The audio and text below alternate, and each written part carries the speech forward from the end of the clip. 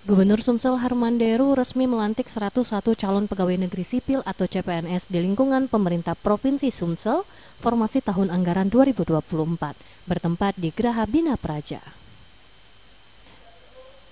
Kepala Badan Kepegawaian Daerah atau BKD Provinsi Sumatera Selatan Ismail Fahmi dalam laporannya menyampaikan ada sebanyak 4.025 orang yang mendaftar pada CPNS tahun 2024 dan memiliki 185 formasi yang mana telah lulus administrasi, sebanyak 104 peserta, lalu ada 3 yang mengundurkan diri dan ada sebanyak 81 subspesialis tidak ada pelamar.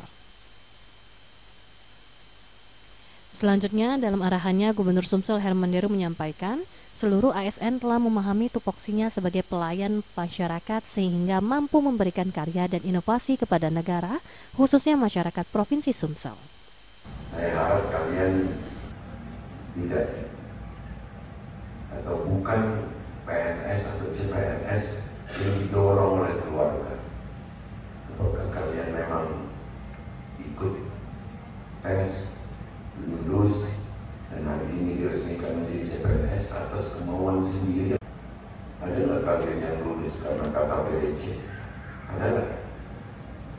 Kalian lulus karena hasil tes, hasil semua kecakapan yang dimiliki. Ada yang nyuap nggak? Ada yang nyuap nggak? Betul ya? Mudah-mudahan kalian memang PNS yang diterima karena sesuai dengan kriteria dan nilai yang tadi. Tapi tidak saya tanyakan sekarang, tapi mulai besok kalian harus sudah mulai tahu berapa jumlah desa kita, berapa jumlah kelurahan kita, apa untuk porsi yang kalian akan kembali. Paling tidak kita tahu postur daerah kita ini. Sementara itu, salah satu CPNS yang diterima mengatakan pertama kali ikut CPNS dan langsung lulus karena CPNS jadi cita-citanya sehingga rajin belajar tes untuk masuk CPNS. Kenapa pengen jadi PNS?